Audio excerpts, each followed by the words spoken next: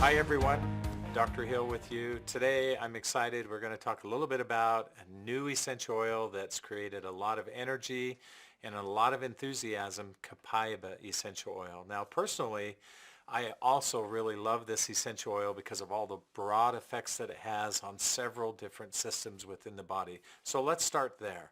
Anytime, as you know, that we have an effect that comes from an essential oil, it's because of its chemistry, but in this case, it's also because of how it works with the body. And so let's talk a little bit about how Copaiba does that and what makes it very unique among other essential oils. So let's begin there. Let's talk about the endocannabinoid system. Now this is a system in the body that over recent months and even the last few years has really got lots more acclaim than what it's had in the past. And part of the reason is because it's so influential within the body. A lot of things that you and I do on a daily basis are affected through the endocannabinoid system. And it's a pretty easy system to understand. It's not very difficult. In fact, we can break it down into two primary categories. One is influence that we have within the central nervous system.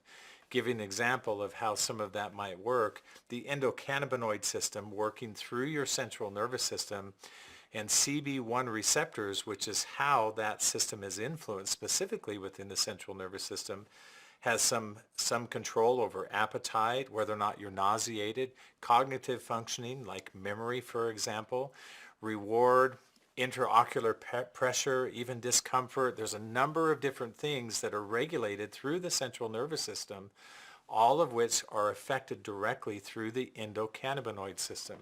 Now this is interesting if you think about it, and this is one of the primary reasons why there's so much enthusiasm and a lot of discussion about endocannabinoids, most of which we're all very familiar with.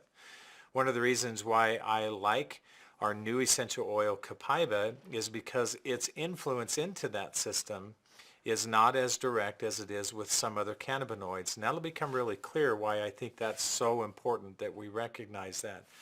The CB2 system, or the system that functions outside of the central nervous system, is a little bit different. It's focused in primarily on two critical roles that are important to function properly within the body. One is your whole endocrine system. This is the glandular system of your body. This is the chemical responses of your body. And so you can see why it's important to have good, consistent, and proper influence that way. And then the one that many of us are constantly concerned with is our body's immune capability. And we can influence the ability of the body to have good, strong immune responses by working through the endocannabinoid system with the CB2 receptors. So we have those two categories, CB1 receptor, which is largely focused on the central nervous system, and CB2 receptors, which is primarily focused outside of the central nervous system. Now there's a lot of talk about cannabinoids. What is a cannabinoid? A cannabinoid is something that works directly through the endocannabinoid system. Typically people like to define that by the type of plant that it comes from, but that's not really necessarily a complete nor a proper definition. A cannabinoid is really defined by its ability to influence either CB1, CB2, or both receptors. One of the reasons why I like Copaiba, and we've introduced this into the marketplace, is because of its ability to influence the receptors associated with the endocannabinoid system. So let's talk about those two receptors very specifically. And let's talk about it in the context of endocannabinoids as separate structures that function within that process. And by structures, what I really mean is chemistry. So there's some that you're going to be very familiar with, and I've highlighted these in the past, and so let me give you some brief explanation as to why I think each one has its value and what it primarily would do within the body. The first one is CBD, cannabidiol. Now cannabidiol is one that you've probably heard a lot about because of cannabis oil. It's interesting when we look at chemistry associated with essential oils. We are always concerned with their value being an issue of concentration and delivery. In other words, something might be very, very effective, but if I don't have a high enough concentration, I can't reach a threshold of activity that I'm looking for. One of the challenges that I've noticed with cannabis essential oil, for example, is that the amount of cannabidiol that's present sometimes is significantly lower than what you or I would think of as being effective in terms of the amount of chemistry. But if we actually look at what the medical or the physiological descriptor of what a cannabinoid is, it's any chemistry that can influence the appropriate receptor. So in this case, CB1 or CB2 receptors. I like defining it that way because not only is it physiologically and functionally correct, but it also gives us the ability to understand more effectively the type of influence that it will have. So for example, there are some that you might be familiar with. Cannabidiol, CBD, that's one that most people are familiar with. Another one that people are very familiar with is tetrahydrocannabidiol, THC. That's one that has heavy influence, for example, into CB1 receptors. The type of influence that we were looking for in doTERRA was a little bit different from that. We wanted to isolate very specifically how we could have good broad spectrum activity through the endocannabinoid system without any of the unwanted outcomes that are sometimes associated with other types of cannabinoids. For that reason, we've introduced Copaiba essential oil. Copaiba is rich in a very specific cannabinoid. Now remember, we've defined cannabinoids in the correct sense to mean anything that influences the endocannabinoid system. Now one of the reasons why I personally like Copaiba is because we don't have some of the other unwanted effects that can come from other cannabinoids, and yet we have very powerful influence specifically through CB2 receptors.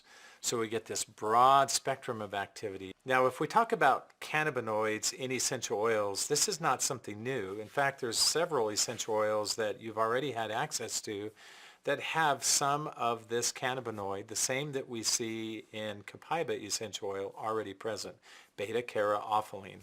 And the oils that we've seen that have cannabinoids in the past are oils like black pepper, melissa, ylang-ylang, clove, even oregano has a smaller amount, but some of the cannabinoids that are present. Copaiba, however, is a little bit different than those other essential oils, and mainly because of the high level or concentration of the cannabinoid beta-caryophyllene that we see in Copaiba essential oil.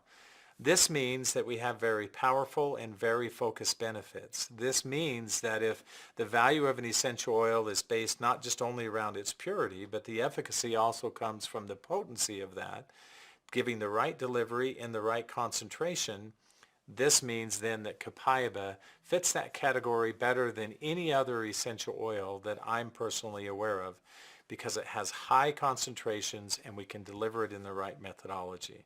I think a lot of times we feel like because we may be dealing with complicated issues or because we're dealing with body systems that we don't have full understanding of, that somehow it must be really difficult and I have to have some challenging ways that I can use this essential oil or it won't be effective. Keep in mind that whether it's this oil or any of the essential oils that you will use, sometimes the most beneficial effects come from the simplest and easiest ways to use them. There's many other ways that we can use Copaiba. One of my favorite ways has been that many times we're involved in activities or we have circumstances that cause discomfort to be a natural part of the process. Applying Copaiba targeted right into those areas is an effective way to help soothe and help the body to overcome those challenges. It's far-reaching the things that we can do with Copaiba. Another good example on how to use Copaiba is using Copaiba for the skin itself, applying again directly topically over the affected area, whether it's some type of an abrasion that's occurred or we have some type of a rash or an irritation that's developed. It supports the body's natural ability to overcome those issues quickly and fully. Remember, that's the advantage we have within the endocannabinoid system, is it's supporting the body in its natural processes, and we're working directly through that system. I don't know of the limitations that exist with Copaiba, because when I think about the endocrine system and when I think about the immune system of the body, those are two critical areas that we need balance and that we need full functioning. The big challenge that we have is not looking at isolated circumstances with any essential oil, and I think Copaiba fits into that category as well. We all can easily think of how I might use Copaiba in an episodic fashion. The big challenge is, how do we use Copaiba on a daily basis? How do I use Copaiba so that I have sustained support through those systems that we've talked about? for this reason, I think we need to develop daily routines. One of the things that I've begun doing in my own use of Copaiba is I give myself aromatic exposure to that with consistency. The other thing that I've begun doing is I've begun using Copaiba in an internal model.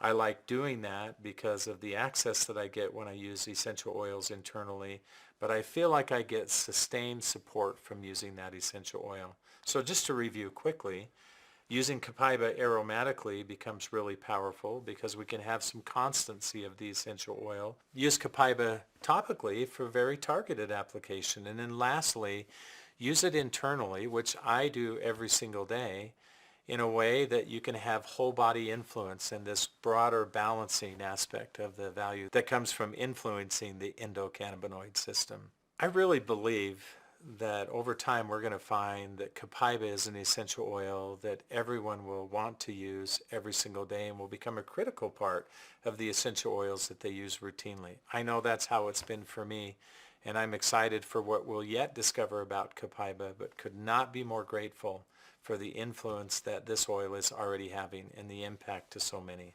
My challenge to you is that you find effective ways that you can use this essential oil.